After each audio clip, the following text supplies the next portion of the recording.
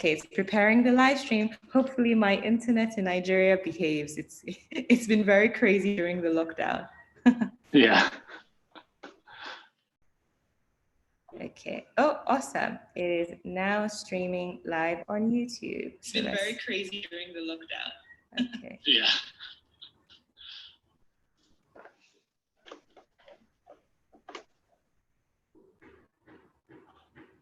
Well, there's already a lot of questions. I guess the questions come from the Q&A button, right? Yes, correct. Okay.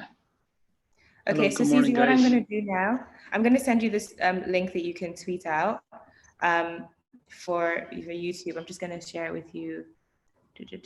Where is your name? Okay. Why can't I see you as a panelist?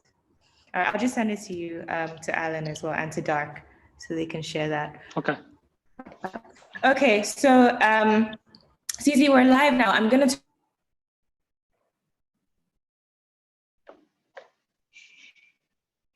Uh-oh. Hello, I lost your voice. I can't hear you anymore. I'm not sure about the other guests.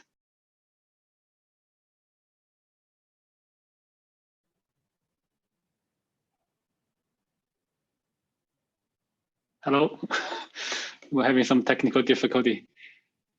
I think she's off. I hope, yeah, I guess I'm live maybe. So I can answer some questions. Good morning from everyone. Oh, here's a big one. Any idea when we will see Visa instant purchase back in South Africa, or are there any other partnerships being considered? Simplex is prohibitively expensive, slow for on-the-fly purchases. Visa Instant was perfect for instant crypto purchases. I'm aware that we can use Fiat, but credit card purchases are even faster than bank processing times for Fiat. So this is from Stephen Dupress. Yes, so we did a very quick beta run for the Visa and credit card purchasing of cryptocurrencies in South Africa and in fact in many other countries. We're still working on are still working on enhancing a couple more iterations. So hopefully we will be able to go live again very quickly. So, but it's probably gonna be on the order of a few weeks. So that's definitely the plan, and hope to be able to turn that on quickly. Let's see, is my moderator back yet? I think I lost my moderator. Okay, so is Binance Uganda fully managed by CZ South Africa? From Joseph Kisaki. Okay, Kisat. So Binance Uganda is actually managed by by us and our local partner. So Binance provides the technology, and our local partners handle most of the local operations. So and that's the same structure with most of our businesses or local exchanges that that's around. So hopefully that answers that. Let's see. The next one is please explain why BTC USDT and BUSDT NGN are inversely proportional, creating a great disadvantage for us trading NGN. I don't know why that is the case, to be honest. I would have to look at this a little bit in a little bit more detail. Again, I don't know everything that's going on in our ecosphere, but I don't even know what that question means exactly, but most likely it's an indication of insufficient liquidity causing price to to sort of have a gap or misalign. But I guess the NGN trading volumes are actually not too bad now, and it's growing very quickly. So hopefully with that, we should soon be able to see if there's any price gaps or any arbitrage. Basically, the program traders will take care of the arbitrage opportunities, and they will bring the prices in check. So hopefully that will happen. Let me just retweet this thing. I did a very simple retweet. Just live now. Okay, I guess still don't have the I actually don't know how to use Zoom that much. I guess somebody is raising their hand, and there's some questions going on. Trying to click. Okay, so answer that Cece, one. you can just answer them in the Q&A function at the bottom. So you can just click answer live when you see the questions, and then it moves them to answered. So where it says where it says Q&A, you take a question and then you click answer live, and then you basically just speak about it, and then it's out of the way. Oh, okay, great. Okay, thanks. So from the next question is from Nathio Luz. Lots of Nigerians use crypto to receive remittances. What's the plan to add auto conversion of received funds to BUSD to avoid volatility? Okay, so that's a really good suggestion. Actually, I didn't know about that before. So we'll definitely pass that on to the team.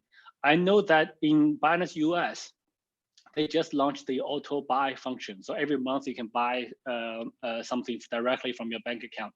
So we can definitely implement similar features for different markets. So that's actually a very good suggestion. When is Binance looking to roll out a crypto payment gateway? So there are a number of different crypto payment gateways. What I collectively call crypto off-ramps or fiat off-ramps. So there's an on-ramp of converting from fiat into crypto and buying crypto. There's the and then once you stay in crypto, there's the other process of off-ramp. You either convert into fiat and then buy, which is really cumbersome for a lot of people. For a lot of the advanced crypto holders, they actually just prefer to hold crypto and either swipe a credit card to pay, but they pay in crypto, then merchants receive in fiat. So we are those are on the sort of longer horizon roadmap. I don't know exactly when we will get to that, but to be able to do that, we actually need very good on-ramps first. So we need more fiat on-ramps support in many different jurisdictions or regions around the world. So we're working on that. So hopefully that will come soon. But sooner or later, it's going to get there. Then, even if it's not Binance, with our partners, we can get there. So that's that. From Alex, are you planning to launch local African currency-backed stablecoins in the near future? To be on the short term, I don't know of any initiatives around that, to be very honest. I'm not aware of any partners we're talking with, et cetera, to provide those kind of features. But if there is a good stablecoin, if there's a good African-based stablecoin, we're definitely happy to support it. For us to issue one ourselves, it's probably a little bit early.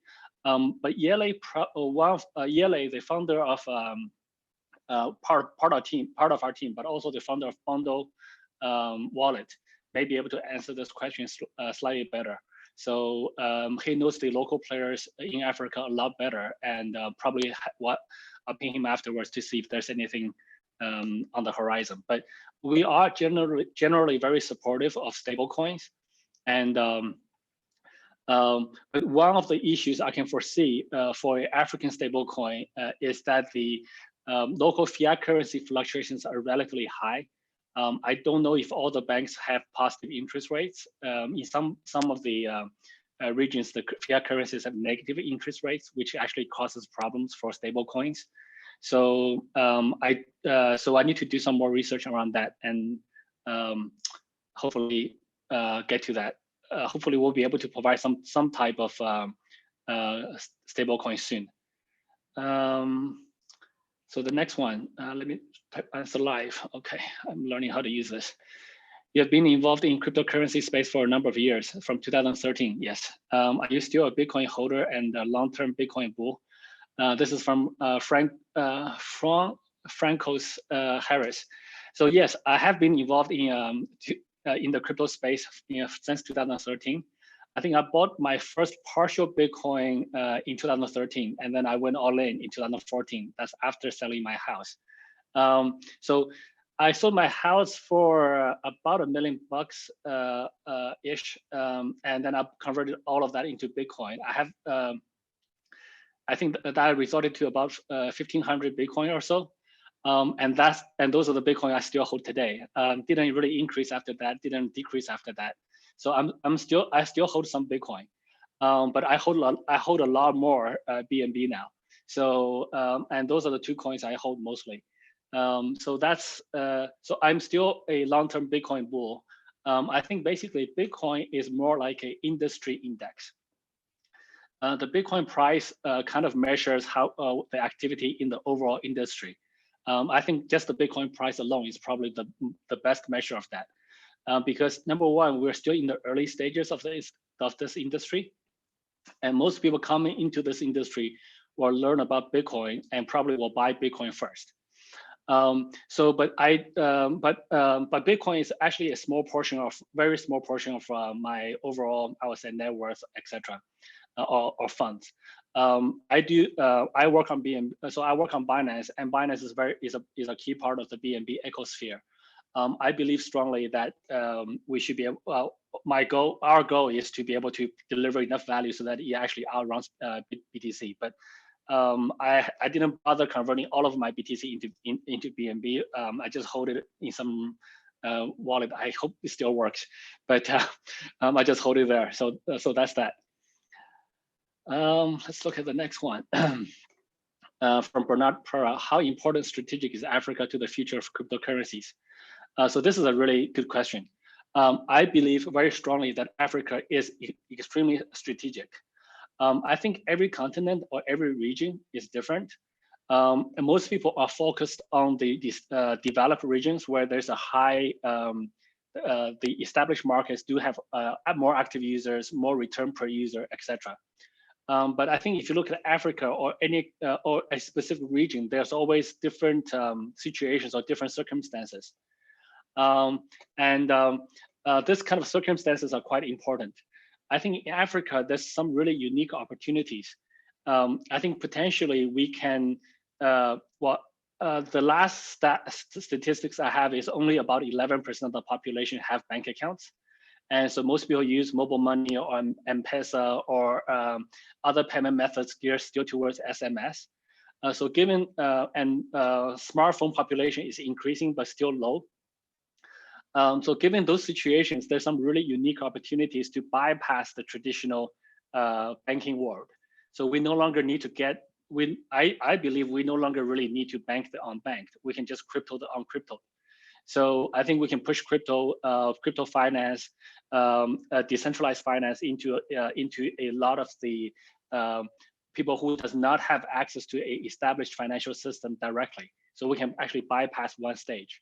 So it does require a different set of mentalities or approach to service the users in this market, and we're willing to take different approaches to try different approaches and see what works. So I believe I believe Africa is extremely important. So that's also why we're spending a lot of effort there. We launched Binance Uganda. We're now supporting the Nigerian Naira. We launched the South African Rand support for direct bank deposits. We turned on Visa credit card buying of cryptocurrencies for a better run. And we're working on that to release it fully very soon as well. So all of those things are happening. So we are investing very heavily in the African market. I believe most people do not realize how important the African market is, but I do. So we will continue to invest in there. Let's keep going. From James Preston. Hi, CZ. James here from SA Crypto. So that's South Africa, I guess. One of our audience asked the following. This screen jumps. Lost it. Oops. Yeah, the screen just scrolled away from me. Sorry, didn't finish reading that question. I'll take the next one that's just on my screen. Let's see. This is from an anonymous attendee. Hello, we would like the addition of UGX pair on Binance.com so that crypto APIs. The screen jumps too quickly. I wonder if I screw the bottom, it will actually be. Hey CZ, it's actually in the Q&A bit. I don't know if you can see it. The first one is by Tola Fadribabe on the Q&A bit. If you look at the bottom of your screen. Okay, so Tyler's at the top of my screen. I have my sort of phone rotated. Okay. Yeah, Don't use the chat function. Yeah, and then I'll just click answer live once you answer it. I'll click answer live for you. Okay, great, thanks.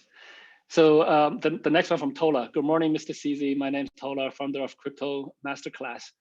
I want to suggest Binance establish a crypto blockchain university here in Nigeria to help spread the blockchain awareness and adoption. I wish we could. I really like the idea, but I think our ability is relatively limited.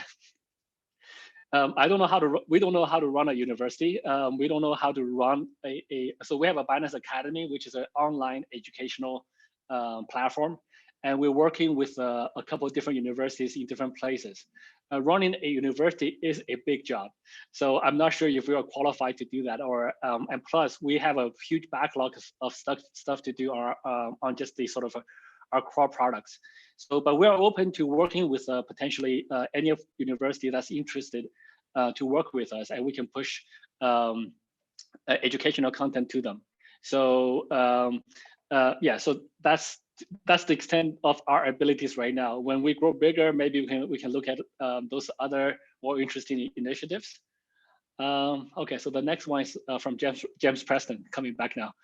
What prompted the decision to open Binance to South African market? Do you see South Africa as an emerging crypto-friendly market? Well, so even from the first day when Binance launched, we had users from Africa, and they were actually relatively active.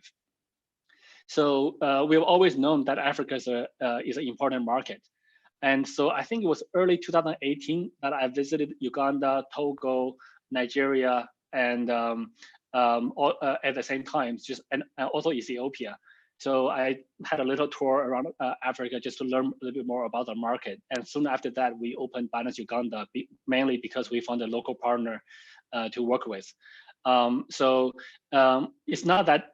So we the way we open markets sometimes is a little bit opportunistic based on which local partners we can find. So it depends a little bit on chance.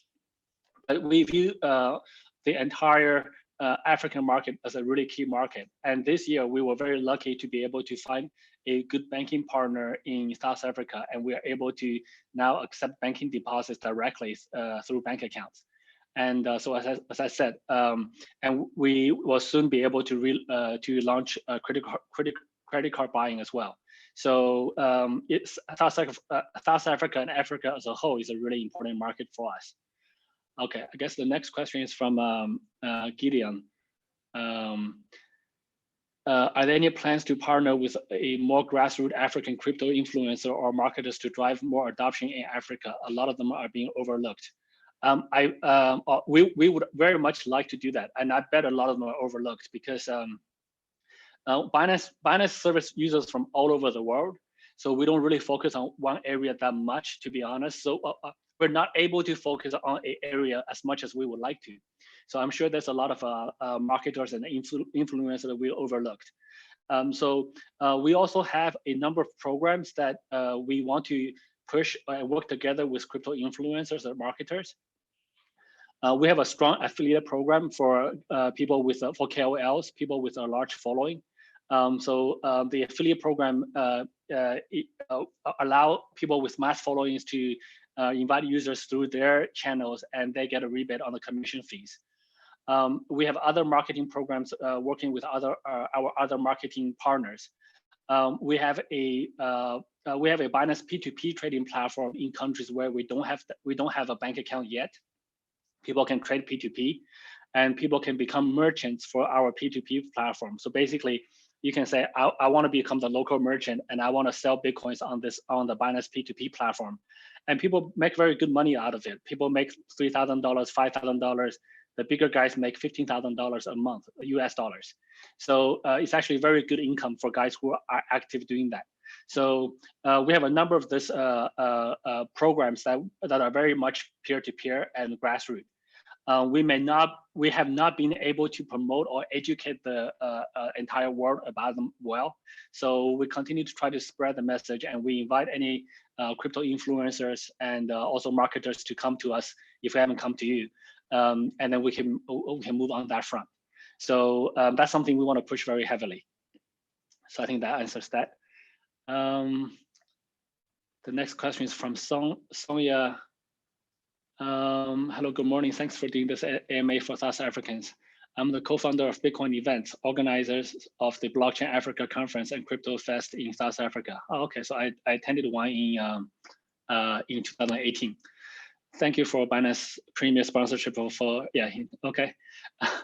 My question is, would you be interested to speak at the conference for 2021? Okay, so this is a very simple question that our PR team will handle. There's an email at pr@binance.com.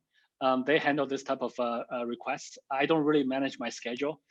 They tell me where to go. They tell me where to go, which sessions to go to.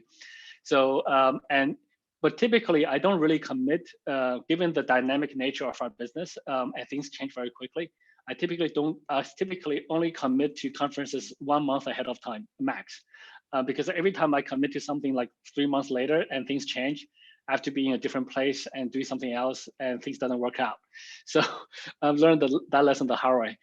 So let's go to the top again. I think Gideon, I probably answered already. Yes.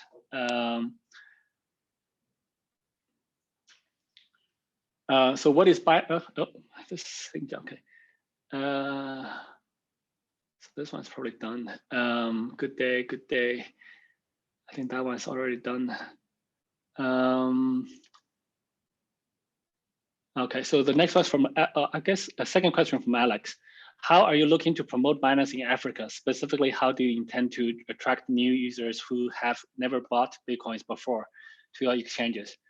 To be honest, this is a very broad question. There's a few things we do.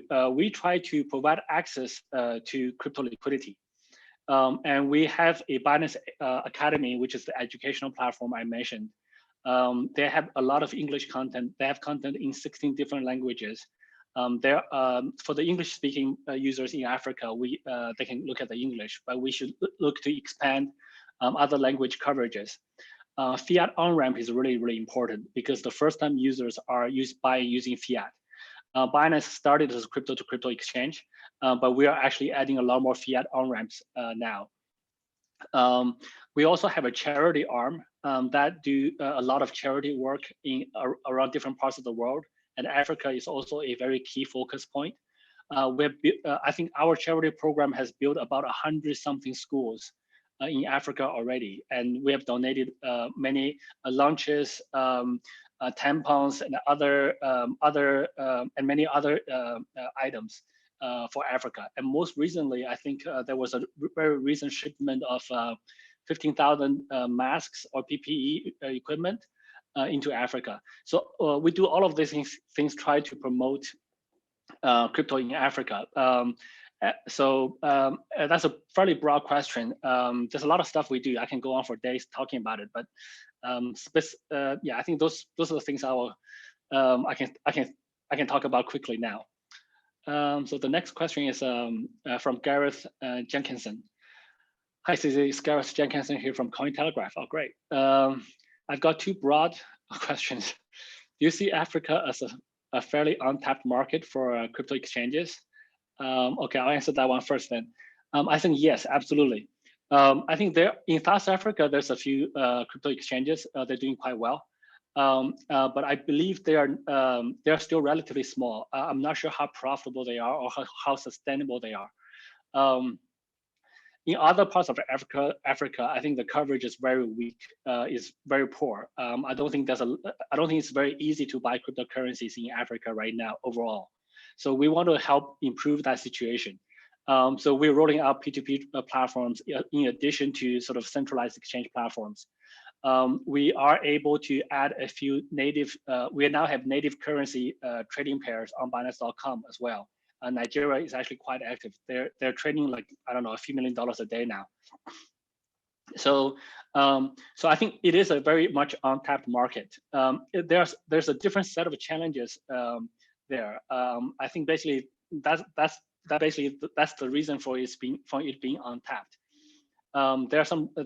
Working with banks there is a little bit more difficult.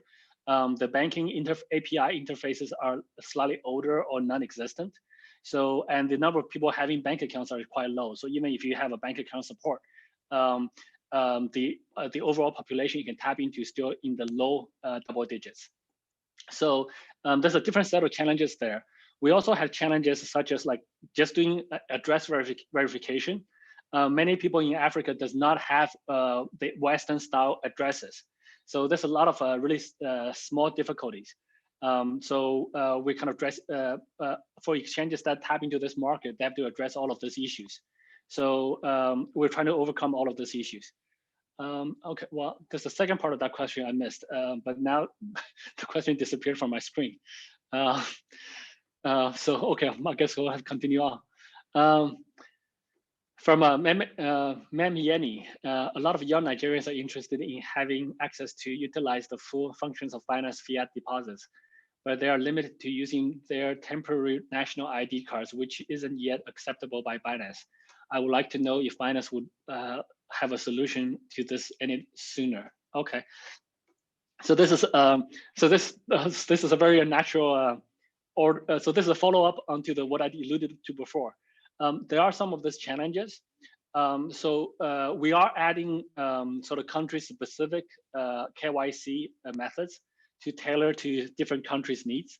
So each country have different they have their different national IDs. Some countries use driver licenses. Some countries use other methods. So this is something that we're definitely working on. So it's a problem that we are very keenly aware of. It's just that it just takes time, basically. So we're going to work on it, and we'll hopefully release that soon. The next question is from Chagozia. Hello, CZ. Q from Nigeria. Given your experience developing fintech in traditional markets, do you see Binance ever providing solutions to order flows and clearing using the blockchain in traditional markets? Do you see any regulatory setbacks to this? So I think this is an interesting idea. So Binance is Binance is not just one platform anymore. Binance has many different. It's really an ecosphere. And there are many sort of independent companies in this ecosphere. Some of them are actually fully regulated, fully licensed. They are actually able to provide traditional financial services, including trading potentially, for example, CFD products, etc.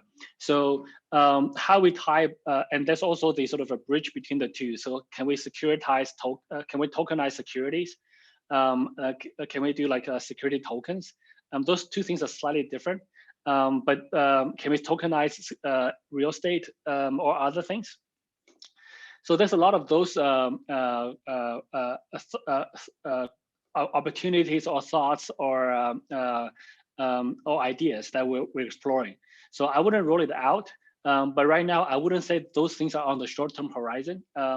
Short-term, like our plate is really, really full, just trying to increase the fiat gateways for everyone around the world. So that's already like taking up, like our team's already too small. Even at 1,000 people, we don't have enough people to do everything. So there's already a backlog of stuff to do. So I would say in the short term, we will leave the traditional financial markets to the traditional players, and we will focus on mostly things that are crypto or blockchain related. And usually in the traditional markets, everything you do require, as you said, a lot of regulatory approval. So we would actually prefer somebody else to pioneer that process, because we're of a technology background. We're more of a tech company than a lawyer regulatory company. So we would hope somebody who's more attuned to those things figure out the regulatory concepts first, and then we can hopefully copy. So that's kind of the strategy we kind of follow.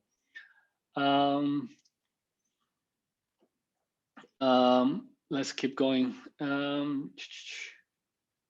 All right, so I guess from James Preston, a different question. What is the status of the fiat on-ramp, off-ramps across African countries onto Binance?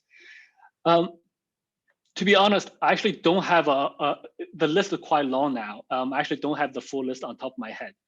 I know that South Africa, I mentioned a few already, the banking deposit, direct banking deposit in South Africa, credit cards coming, Nigerian Naira support, Uganda shilling support. There's a number of other currencies we also support Actually, so Bondo is a wallet that we launched recently. It's an independent project led by Yele. And that supports, I believe, 16 different local currencies in Africa. So again, I apologize. I can't remember all 16 right on top of my head. So they're in different stages. So I don't have an answer for that. But we are very actively working on all the fiat on and off ramps. So even if I answer today, it changes next week. So that's kind of the state of how Binance is. I actually am not really involved in the day-to-day operations of everything, and I don't know all the details. The next one, let's see, from Chimi, I'm probably butchering all these names, Chemizi Chuta. Good morning, CZ from Nigeria. How does Binance Week seek to help crypto education, adoption, and use cases in Africa beyond exchanges, payment infrastructure? How can Nigerians startup leverage on Binance? How can African gain from Binance involvement in Africa and help our GDP? Okay, so that again, there's a lot of raw questions there. I guess we had talked about education, trying to increase adoption, use cases, etc. We also invest in Africa. We invest in a number of projects that come from Africa. So from a startup leveraging Binance perspective, do reach out to us if you have a crypto startup and you're looking for funding. I'll be very honest, we do not prioritize anybody based on location. So we look at an African project the same way as we look at a China project, as we look at an India project, as we look at a European projects, etc. It's purely based on merits. We do not like favor or discriminate based on location, all these other factors. We just care if it's a good project, and if you're able to build a good product that people will use. So that's kind of our measuring criteria. And if you're doing a startup in Africa right now, and if you're looking for funding, you can apply to Binance Labs, our Binance X. So Binance, I would say Binance X probably first. If you're really early stage, Binance X is a pure grant. So if you qualify, if your project is interesting enough, we give you a grant. It's usually on the order of $10,000 or somewhere around there. No strings attached. You just go develop your prototype. There's no discussion of shares, coins, tokens, equity, none of that. If you're able to have a prototype and slightly overcome that stage of your project, then you can talk to Binance Labs.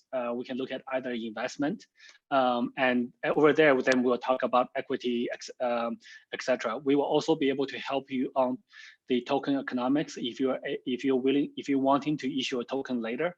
And we also, of course, have Binance Launchpad, which is a fundraising platform for blockchain projects. Binance Launchpad has a number of really key benefits in addition to the funds you raise. The awareness is super high. Everyone in the crypto space, not everyone, a lot of people in the crypto space are very attuned to the coins that goes through Binance Launchpad. So you get a lot of exposure, a lot of credibility going through Binance Launchpad. And then if you go through Binance Launchpad has a really strict selection criteria. If you can go through that, then also Binance listing, both on Binance Dex and Binance.com, are highly likely. So all of those things we do. Again, we don't really favor any region over the other, because if we favor Africa, the guys in India might complain, vice versa. So we treat everyone equally. Everyone competes on strictly merits. So that's that. Let's keep going. Let's see. From Dami Lola, Africans, but screen jumps. Sorry, lost that question. Let's see. Okay. Good day, everyone from Durban, sunny Durban. Oh, hello, guys. Okay, so from Namareba Abel, what drew you to opening up first in Uganda? So as I said before, it's really just getting lucky to meet the first partner. So I talked to different people. It's a little bit of chancy encounters. We happen to have met a good local partner that can help us establish local fiat gateways, local operations, etc. So that's really the reason. From James Preston, what is your long-term vision for BNB coin and the role it will play in the digital economy? So I think I would like the BNB coin to be able to be used as a currency everywhere. So from buying hotel ticket, or from buying paying for hotels, buying airplane tickets, paying for meals, taking out loans, paying for university tuitions, anything. So I envision a future where BNB coin, you can live on BNB coin. And this is also why some people says, look, Binance's income is in BNB, and we only sell a small portion of our income to cover our expenses. The rest we just hold in BNB. And people ask me, when do you plan to sell BNB? Well, you're going to sell sooner or later. Well, and I tell them, well, that's not really true. We don't have to sell sooner or later. Sooner or later, we probably will be able to use BNB to directly pay for things. So the guys who thinks that once you have a coin, you have to sell it sooner or later, are not long-term, are not seeing that long-term vision. So our goal is really just to build BNB ecosphere to that level. And it's not just, and we are only a small part of the ecosystem now. So BNB kind of has its own legs already. It's listed on many other exchanges. It's incorporated into many other crypto projects and crypto ecospheres. So it's already got its own legs. The Binance team's influence is still big. So I would say BNB is not as decentralized as some of the other coins. But BNB is also a newer player compared to, like, say, Ethereum or obviously Bitcoin. So hopefully over time, our team will also get more decentralized. But I see a future where anywhere you can use money, you can use BNB. So that's kind of the long-term goal. So from David Gimme. Hey, Cici, what plans does Binance have for Africa for the post-COVID-19 world? Payments, trading facilitation, supply chain support. What avenues exist for us to take this conversation forward? So I think in the post-COVID-19 world, things will be more digital. There will be more online, more virtual. So I think basically right now everyone's staying home. People are buying things online. You can buy them using fiat currencies, so you can buy them across the world using cryptocurrencies. So I think the future world post COVID-19 is a world that I think is going to be really great for cryptocurrencies. And we have also seen the COVID-19 also have a lot of secondary and tertiary effects. So there's a lot of money being printed. There's a lot of fiat money being printed while we just gone through the Bitcoin halving. So the new supply of Bitcoin is actually very limited. And the fiat money is being printed in record quantities now. So I think the cost of everything will increase very soon. We will see hyperinflation. All of those things are actually really good for cryptocurrencies and for the overall blockchain business. So for Binance ourselves, we just want to be a service provider in this industry. I believe that providing liquidity is going to be a key role, a key feature people require. I think there will be more and more currencies or more tokens or coins that's going to be created by various different people, different projects, different countries, etc. And when you have like thousands of so today we have maybe 200 fiat currencies, but imagine a world with thousands or tens of thousands of cryptocurrencies. You will have to exchange when you cross from one currency to another. So I think crypto exchanges will play an increasingly important role in that new world. And as you said, payments, other things could come later. But right now, I think right now our focus is really just building the bridges so that people can enter the crypto space. So those are the fiat gateways that we're working really hard to build. Longer term, I think my philosophy is the business should be dynamic and should be adjustable. So I don't really make a lot of long-term plans. When things change, we just have to adapt. So that's kind of how we typically go about it. Next question is from Uma. Hey, CZ, I just joined C Labs as an ecosystem lead for Uganda. We are working on the Celo open source blockchain platform seeks to make financial tools accessible to everyone.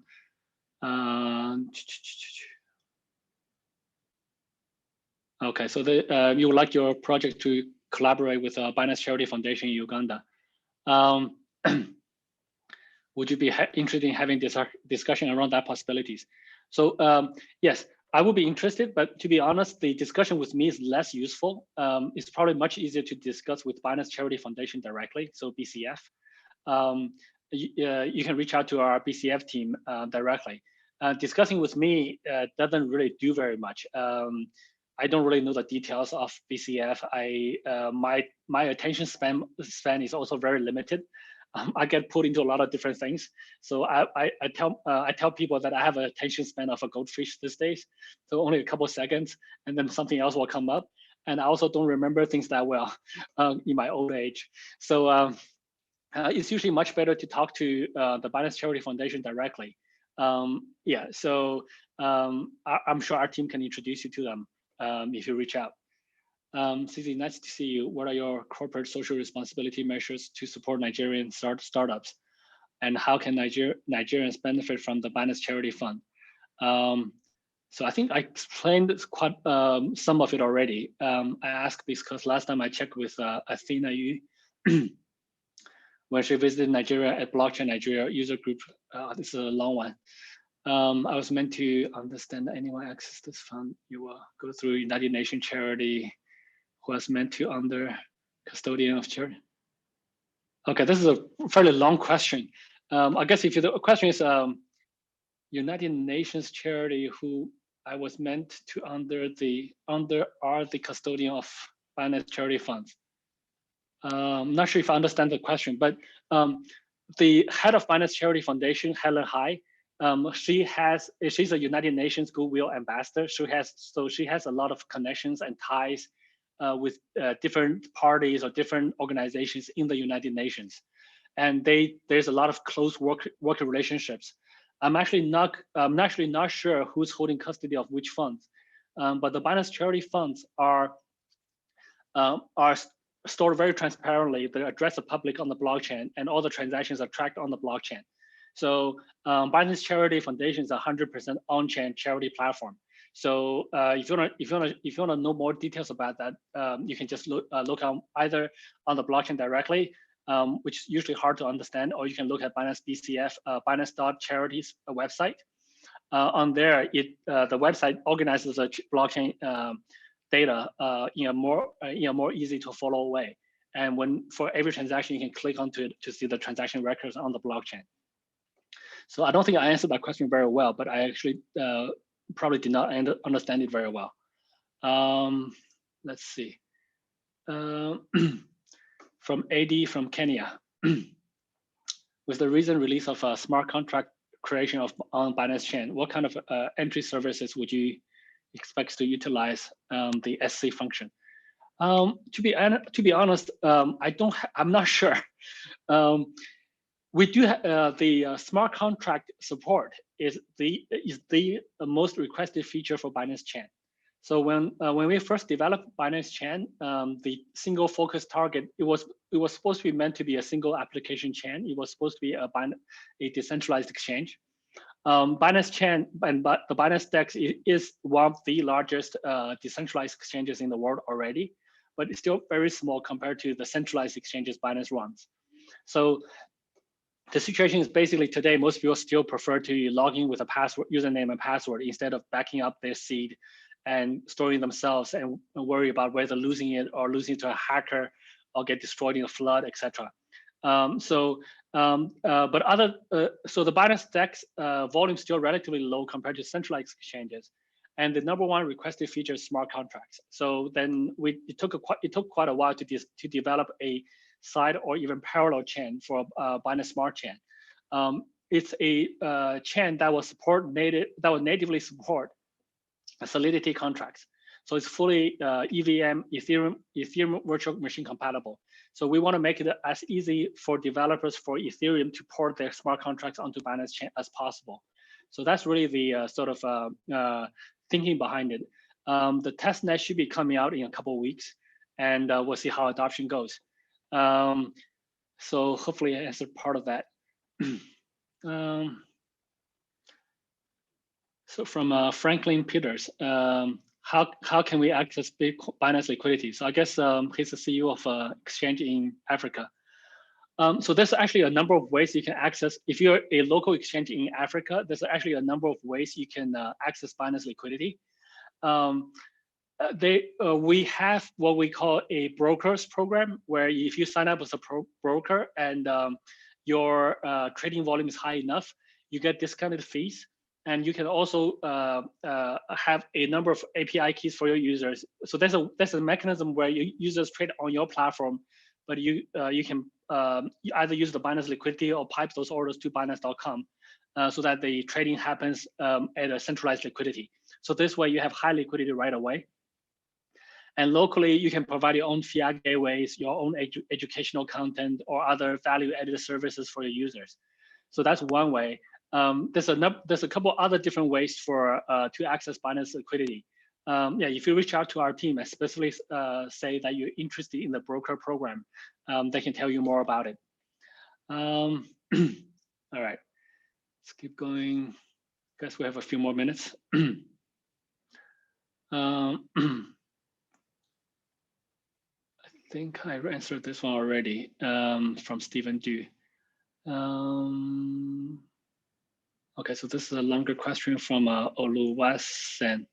Hi, Cici. Does Binance plan to work with, or is already working with enterprise on apply public blockchain to solve many of the financial inclusion issues in Africa? Okay, so this question is a slightly longer one. But I guess the question is really about if we are working with other public blockchains to increase the inclusion or financial services, financial inclusion, solve the financial inclusion issue in Africa. We are working and promoting with a number of DeFi projects or other public blockchains to solve this. Our role, we have limited bandwidth, so we can't solve every problem in the world. Whereas in this, to help this type of projects grow, our main role is to help them get liquidity and help them reach larger number of users. So we do work with a number of projects in this area. And if you have suggestions on good projects in those areas, we're more than happy to work with them as well. So, we also have the Binance Chain team actually works with almost every, a lot of the key players in the industry to try to look for this new features or how to work with other public blockchain projects. So they will probably know more about this as well. But we are very open to working with other public blockchain for financial inclusion. And we very much want to find ways to include everyone from Africa who are, especially those guys who are not, especially the people who are not included in the traditional financial industries. So people who does not have access to traditional financial services. We really want to have those guys come into crypto directly. So yeah, so we are actively looking for those type of solutions. Also, even the Bundle project, the Bundle wallet, which is a Binance sponsored wallet, is trying to solve this problem as well. So it's trying to solve this access or inclusion problem. So there are a number of different projects we're working on surrounding that. So yeah, hopefully we'll be able to help solve that problem to a large extent, well, to some extent. Let's see, let's keep going. Okay, the next one. Hello, my name is Uluwashina, an educator. Considering the huge interest in Africa, does Binance plan to build a full crypto-based remittance service? Okay, so the second question I answered already about grassroots marketing. So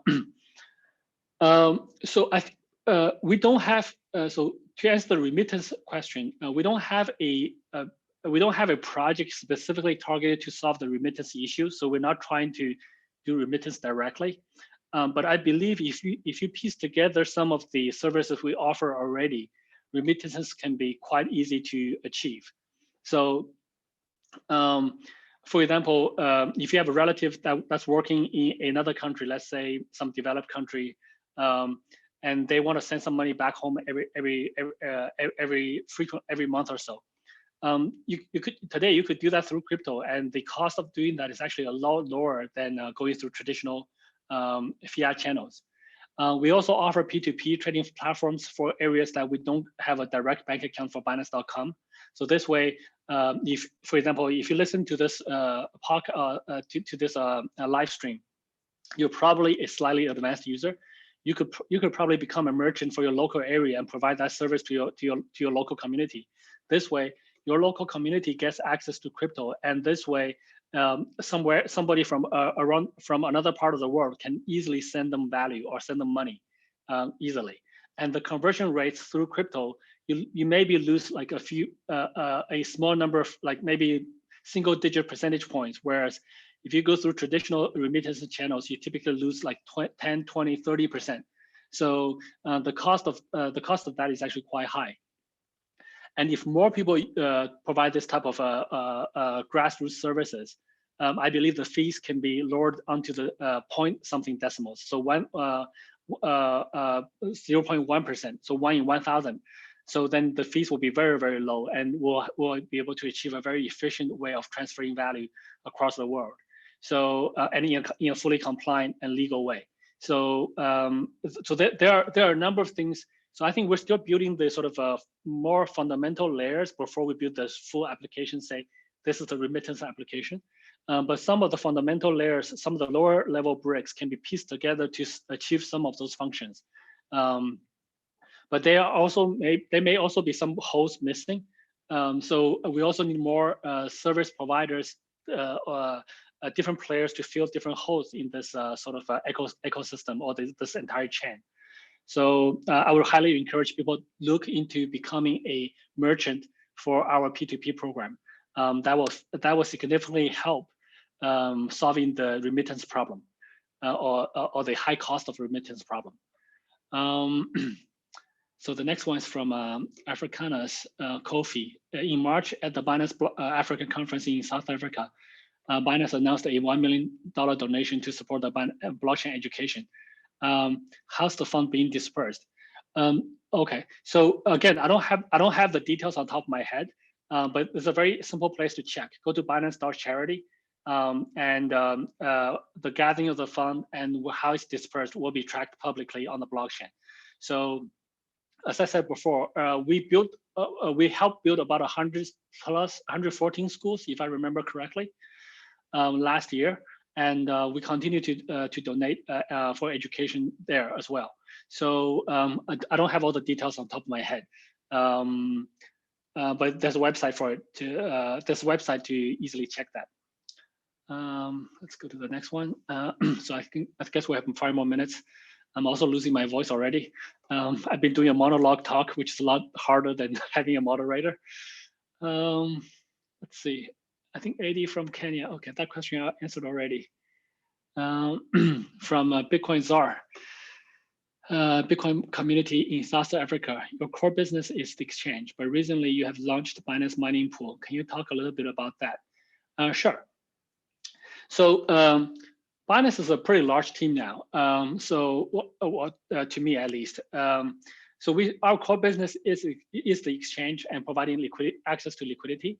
But as our user base grow, our users have needs for other services. So that's why we did the staking, loans, savings. So a lot of this additional services that people ask for. And recently we launched futures. And after we launched futures, we got a lot of requests from miners who know that now they have to spend money on electricity, and the Bitcoins will come out later because of the mining. And they want to, because the costs are in fiat, because they're paying the electricity bills. And they want ways to sort of hedge those risks using futures products. And they're already trading using our futures, and they want an easy way to sort of have everything in the Binance ecosphere. This way, it's one account, they can move funds very easily. They can use eventually they can use their mining power to hedge as collateral to hedge against as collateral to trade futures so that they can hedge their risks. So this is the sort of fundamental, this is the basic foundation why futures instruments are invented, is to protect the farmers or the agriculture or the producers on future risks. And the miners are actually the producers in our space. So we get this new request from users, and then we said, well, this strong request, and does anyone want to take up that take this up and build a new mining pool? And one of our team members raised her hand, and she went away, built a team, and delivered that very quickly. And to be honest, she delivered that in about 2 months. And so, but the Binance mining pool is now ranked number 10 in terms of hashing power, still very small, to be honest. The top one has a very high hashing power. So that's kind of how we did it. And there's many other reasons. We also want to contribute to the mining ecosphere for Bitcoin. The Binance mining pool also will support POS mining. So we want to help contribute to the proof of stake and other sort of blockchain mining. And proof of stake also ties into staking. So all of those services are actually related. So we want to provide a more complete product suite to our users so that they have all the funds in one place. They access different service, financial products, or even mining or crypto products at the same time. So that's kind of why we did it and how we did it. Let's see. Could you name specific banking partners in Africa with whom you have secured relationships? No, not really. So I think if you use our product, I actually don't remember the bank name, but if you use our, we have multiple banks supported. So if you use our product, you'll see it. And in different countries, the banks are different. So I don't have the list on top of my head. My memory is not that great. Let's keep going. I guess I can probably answer one or two more questions. So that question is answered. What advantages does the new Binance Leverage Token BLVT have over the delisted FTX Bull and Bear tokens? Sure.